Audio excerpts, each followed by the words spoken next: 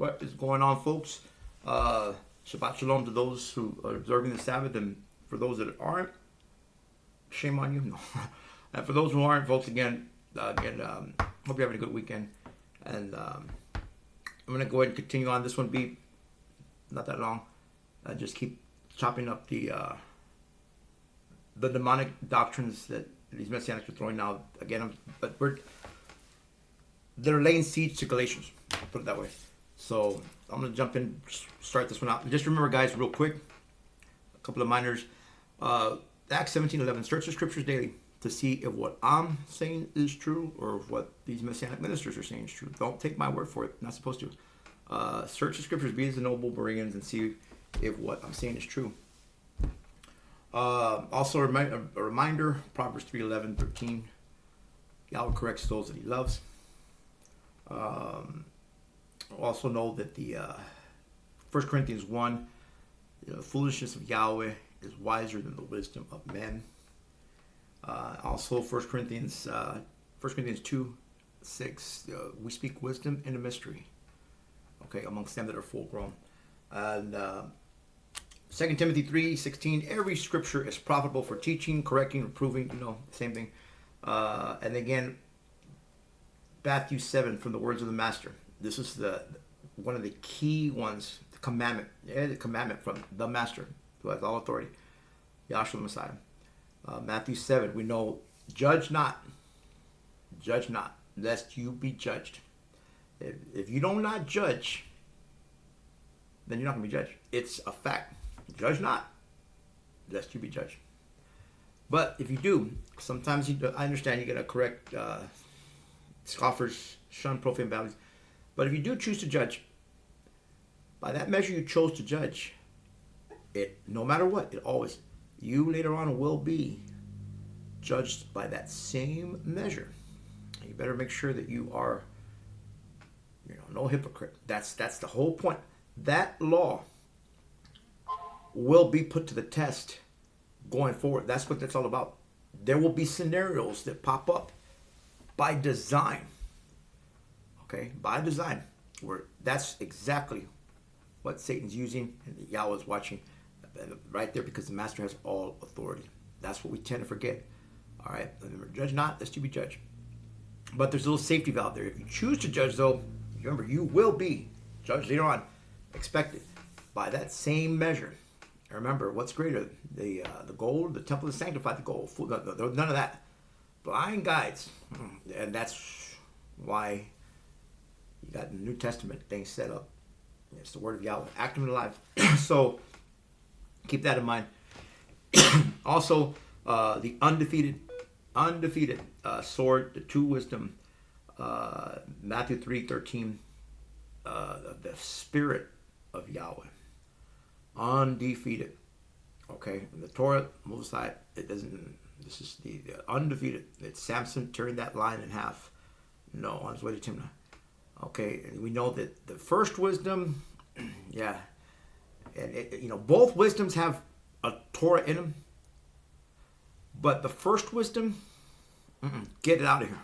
It doesn't matter if it has Torah in it, get it out of here. The second wisdom, though, you see that, remember, key element here, remember the first one has confusion in it.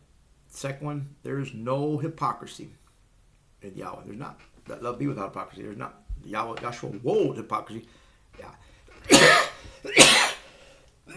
And that's what trips you guys, you Messianics up. Excuse me. I'm on Cedars here in South Texas, boy. Okay. So, again, not picking on any Messianic minister, as he addresses in Galatians 4, and the subject where Paul talks about true covenants. Okay. And it's hard for me to digest this, but again, it's for Yahweh's honor and glory. And you get the impression that people aren't going to change. How can they not see this? But at least for those out there who are Christian and Catholics, it'll help. It'll help train you how to combat this using a powerful sword. Again, the Messianic for 20 years when I was younger, so it wasn't. I went through a lot, but it was a blessing at the end of the day. I'm thankful for that, the ability to master the combat techniques of both sides. That's all this is. So anyway, let's go ahead and get started and show you the doctrines of demons you're about to hear.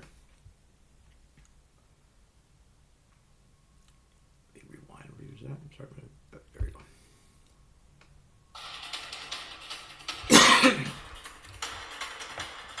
All right, that's Galatians 4:21. Let's start. Coming in and making a video for you today.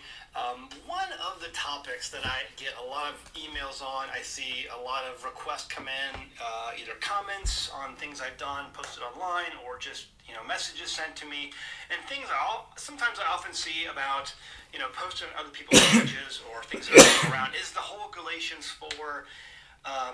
Because Galatians and Romans is one of those. It's like one of those books.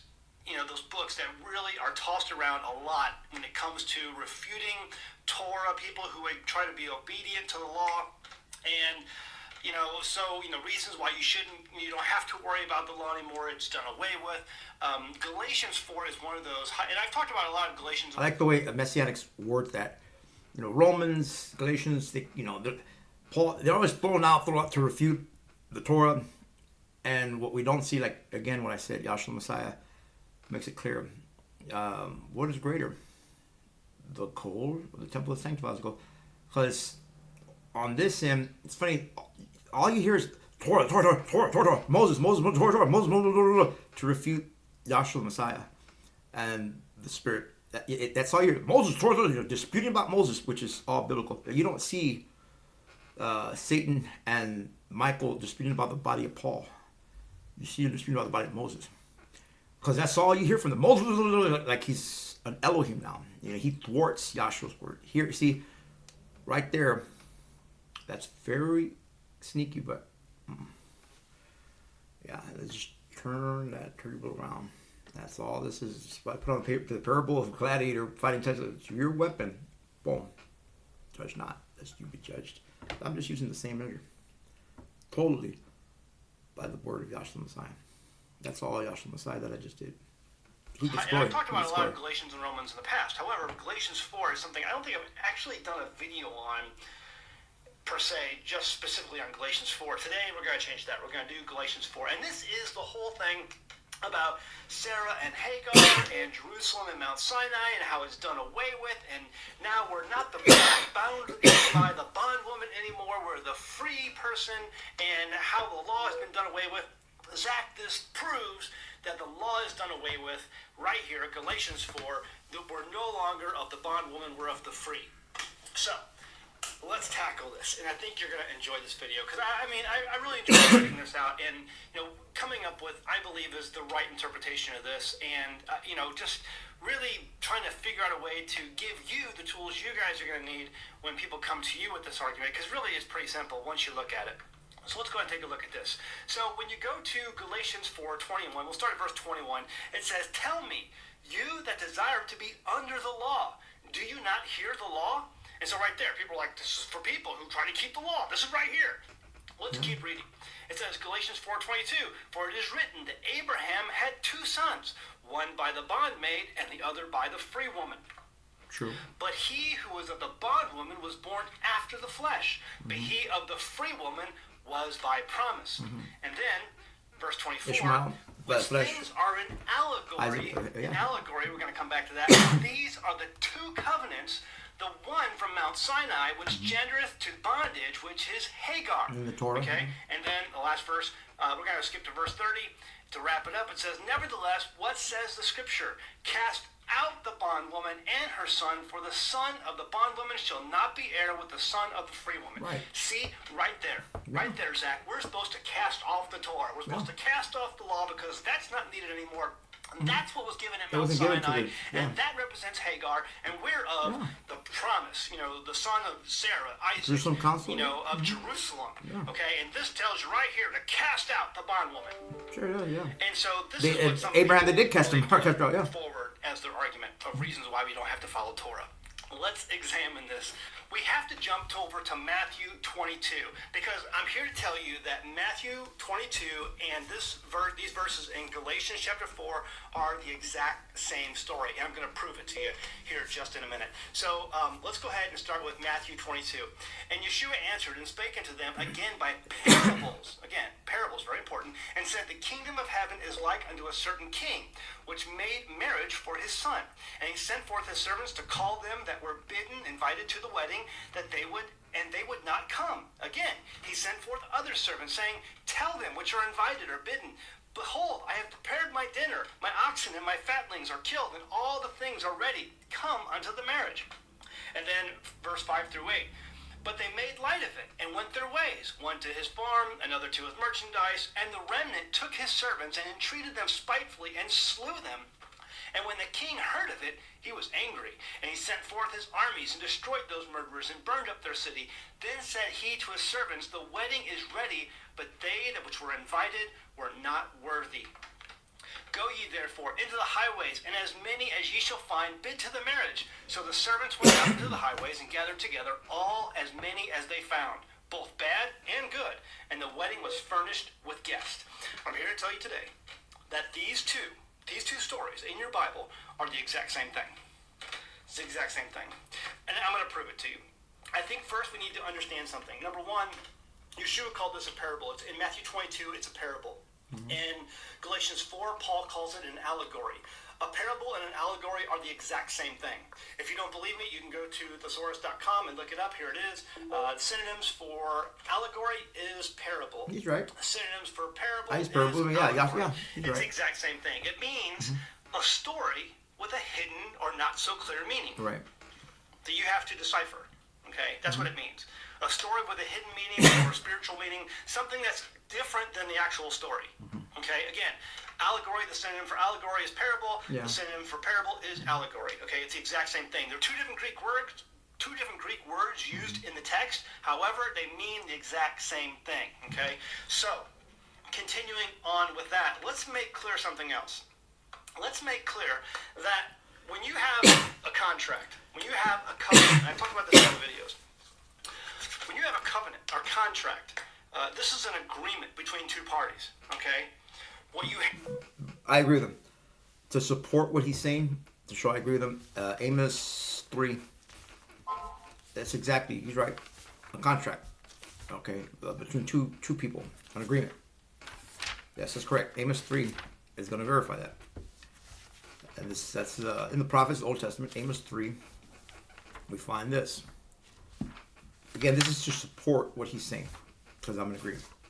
Even though he's going to walk right into the hole, but it's to show that is true. That's a covenant, an agreement, the law with covenant, with all that. Yes. So Amos 3, and what he's right. Yeah, it's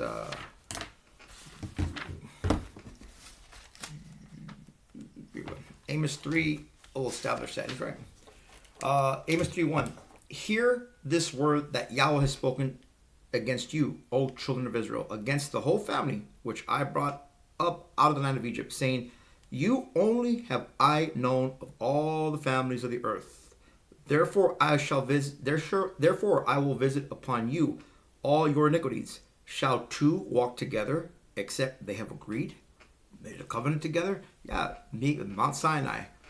Me, and tell children of Israel, Moses, tell the children, right, an agreement, a covenant.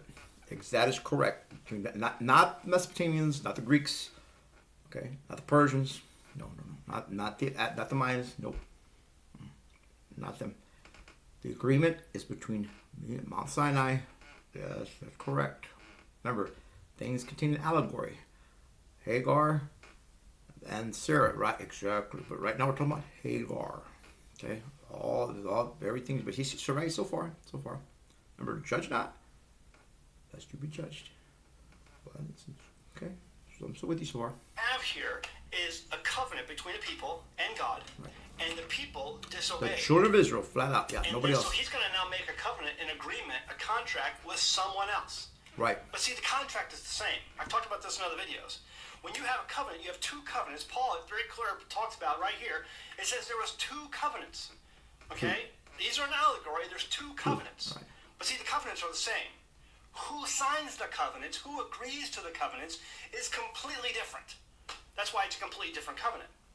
So I have a picture here of the Old Covenant and New Covenant. The Old Covenant being Hagar, representing Mount Sinai, and the invited guest. The bond.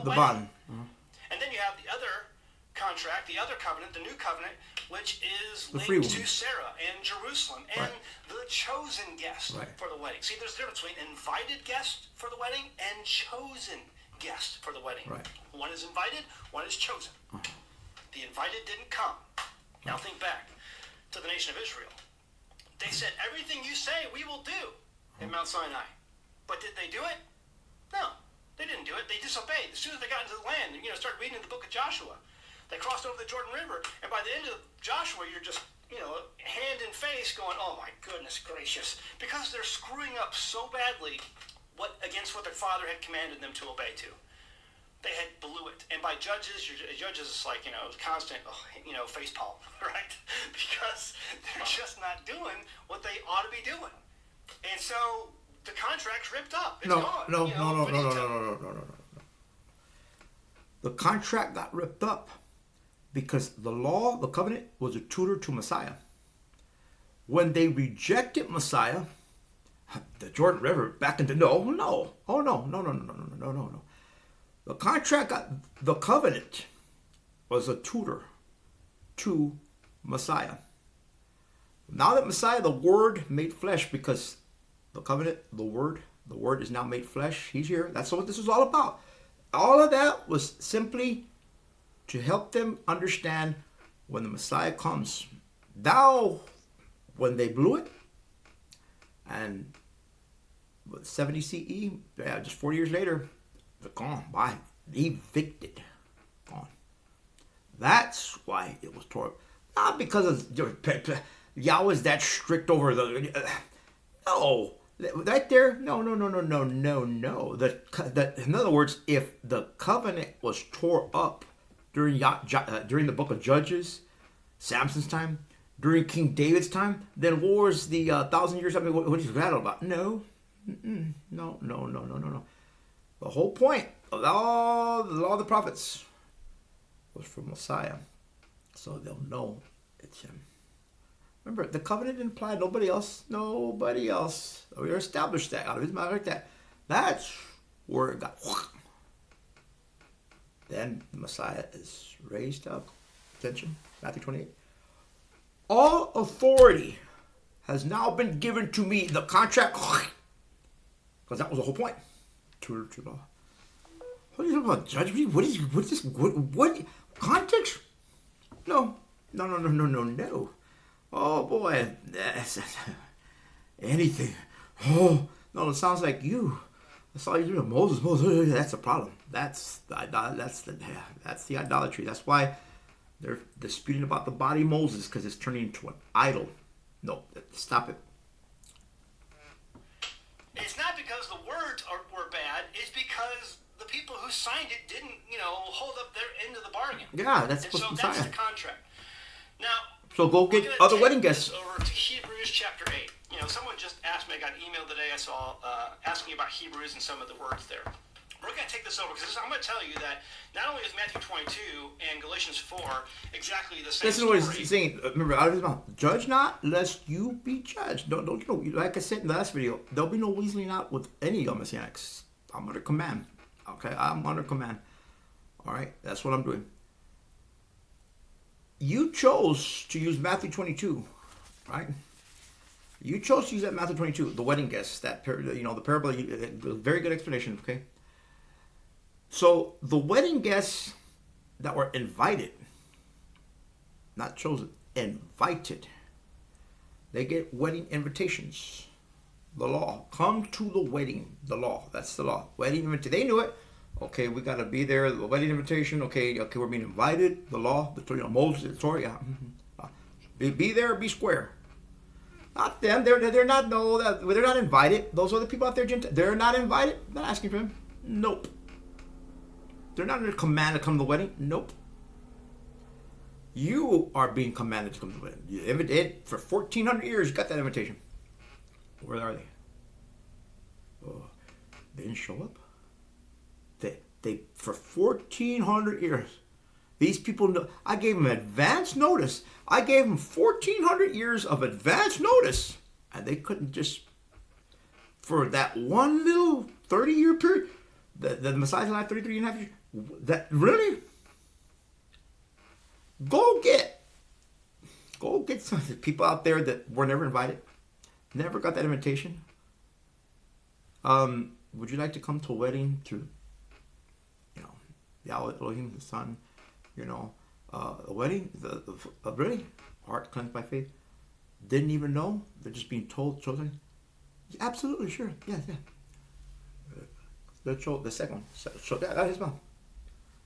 So, why do they have to force invitations? Yeah, we got to teach them the invitation. They're there at the wedding. It was a tutor to the Messiah. So why are you charging them to keep and have to the invitation? Huh? It don't make no sense. The whole point of the invitations was so that they'll know you were commanded to be at the wedding. Out of his mouth. But since that's what they did by that is evil. So now why do you want to charge them that are because it can't be that simple? Yeah, it is. That's the whole point. Well, doctrines are deep. My stepdad right now get common sense. What is it? You serious? You chose you go worship Moses then. Go worship him. I'm sorry. Yeah. This is so. That's all y'all do. I mean, you bow. Go worship Moses then. Go worship him. We preach YAHSHUA Messiah. And Galatians 4, exactly the same story, just different. No, they're not. No, they're not. It's also related very closely to. That's why he's using Sarah and Hagar. We'll start in verse 6. No, they're not. But now has he obtained a more excellent ministry by how much also. Let's back up. He's going now to it's Hebrews also 8. Very closely to Hebrews chapter 8, verse 6. We'll start in verse Hebrews 6. 8. But now has he obtained a more excellent ministry, by how much also he is the mediator of a better covenant, which was established upon better promises. Some of the same verbiage you've heard in Galatians 4.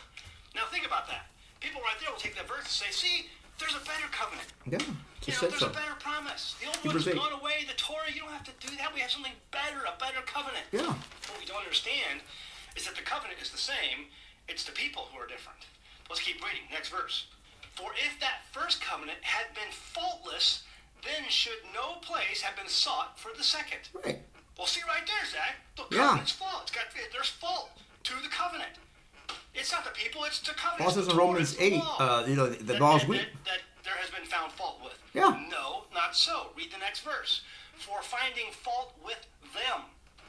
They are where the fault lies. The people who agreed to the covenant because they did not uphold their end of the bargain. For finding fault with them, he said, behold, the day show up to the wedding, yeah. But I will make a new covenant with the house of Israel and with the house of Judah. You see, it was the house of Israel and the house of Judah that were outcast. Remember what Paul said? He says they were outcast. Remember, it's the woman, right? Cast out, the bondwoman and her son. This is a linkage between the original covenant with the house of Israel and the house of Judah. Israel was outcast. Judah was dispersed. And we see this because of this, that, because they were outcast, there's going to be a new covenant between these two houses. They're going to come together. Ripped up because the contract got ripped up. In the hand in Ezekiel. So there is a new covenant coming. The signers are different. The contract is the same. See, you take a rental agreement, and let's just say you're getting an apartment. Okay. And I've lived in an apartment before. You sign a rental agreement, and you agree to that rental agreement, and the terms that are given, those terms hold you accountable to certain things and also hold the apartment complex to certain things. Right. You agree not to have, a bunch of animals in your house or in your apartment. There's a no animal policy. You have to agree to that. There's also, noise policies. You cannot have certain noises coming out of your apartment at 2 a.m., loud music or whatever. You can't, there's smoking policies, things like that. But see, if you violate those policies, they can tear up the agreement. They also have terms that they have to abide by. that they're going to give you a parking space maybe, or you're going to have a storage facility in the basement that you can put extra things in, or you may have access to the gym on the apartment complex or whatever. They have certain things that they have to abide by in that agreement, and you have certain things that you have to abide by in that agreement. And if you fail to do your part, they can come in and rip it up. If you start no.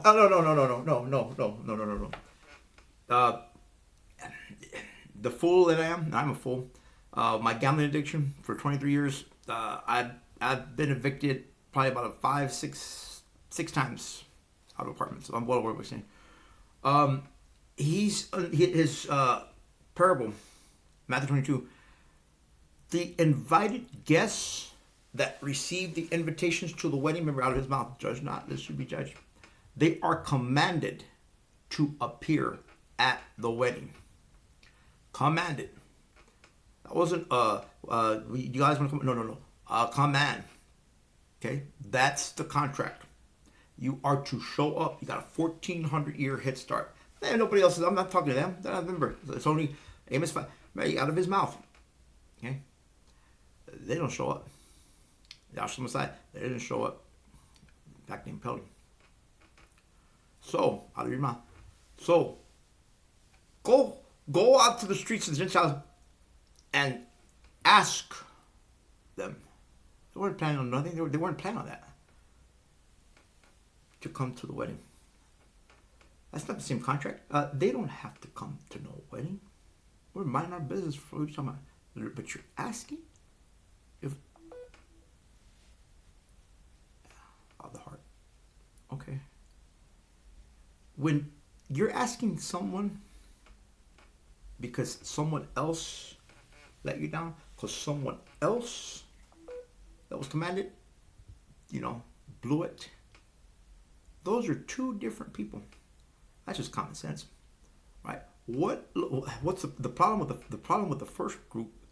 With the evil behind that, you were commanded. It was, you knew this was something that we both knew 1,400 years. And really? So now the second people that you're asking because of the actions of the first people, you don't shove law down their throat. You're just thankful that they showed up, doing you the favor. That's how that works. No, that's just common sense 101. Matter of fact, I'll back that up. Hebrews 8. Let's go to Hebrews 7. Hebrews 7 verse 11. Hebrews 7 verse 11. Now, if there was perfection through the Levitical priesthood, the first contract, the Levitical priesthood. Now, if there was perfection through the Levitical priesthood, for under it have the people received the law, Hagar. Yeah, Leviticus. The clean food laws, right. Under that contract. What further need was there for another priest should arise after the order of Melchizedek? Oh, that's not Leviticus, not Levi. Melchizedek, two different people. Melchizedek in Genesis, okay, with no genealogy. All right, Levi, we know who his father was. Okay, we know Jacob, we know who his father was. Melchizedek, we don't know who his father was, and not be reckoned after the order of Aaron. Two different owners of the apartment. That's right. For the priesthood being changed, the ownership of the apartment complex, okay, Levitical LLC, those guys, okay, they got bought out by Melchizedek LLC. Bought out. We're not them. We bought them out. This is our contract. That's theirs. Excuse me. Oh no. Matter of fact, what started this? What started this in Galatians? What was the first verse? The first thing that started. This is all demonic. Galatians. You just started reading. What was the first? Listen to the words. So simple. Context. No, this is the deliberate attempt. This is just because Satan seeking whom he may devour. Oh no, judge not, lest you be judged by that man. What was it? The whole start that? Tell me, Galatians 4:21. That's what he's talking about. Tell me, you that desire to be under the contract, the law. Tell me, you who desire to be under the contract, the law. What tenant that is moving in because you evicted the other one desires to be under that contract of the tenant that you just kicked out. I want to be under that contract. Yes, yes, yes, yes, you. You who desire to be under that contract. Do you not hear that Melchizedek is now the owner? Yeah, do you not hear what the law is all about? You see, excuse me. For there are two. That's the old one. That's just what Galatians is all about. Somebody comes behind Paul's back and wants to bring the old contract. No, oh no, this is why he's in Peter's face. This is why he's right in Cepha's face in Galatians 2. No, Cepha, those guys got bought out. Did you sacrifice to me in the wilderness 40 years? And no, you didn't. That angel, that's what do you think Stephen, folks, you on the other side of the screen, do you not know that what I'm saying is truth? Seriously. You Messianic ministers that are hearing this, are you telling me that I'm mentally retarded here? Okay, I was a Messianic for 20 years. I'm well aware. Are you telling me that I'm that stupid? That I don't understand this?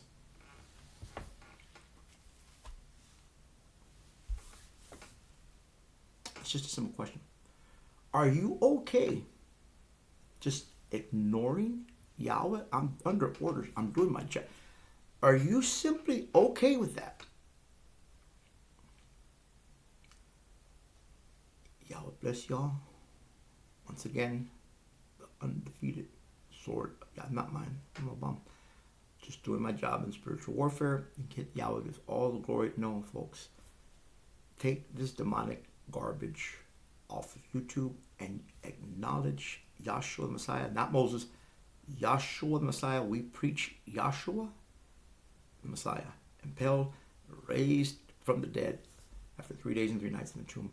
And to him be all honor, glory, and praise. We are justified by works of faith.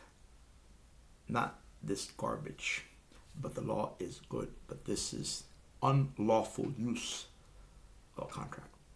Yahweh bless y'all. Love y'all. We'll talk again very soon, guys.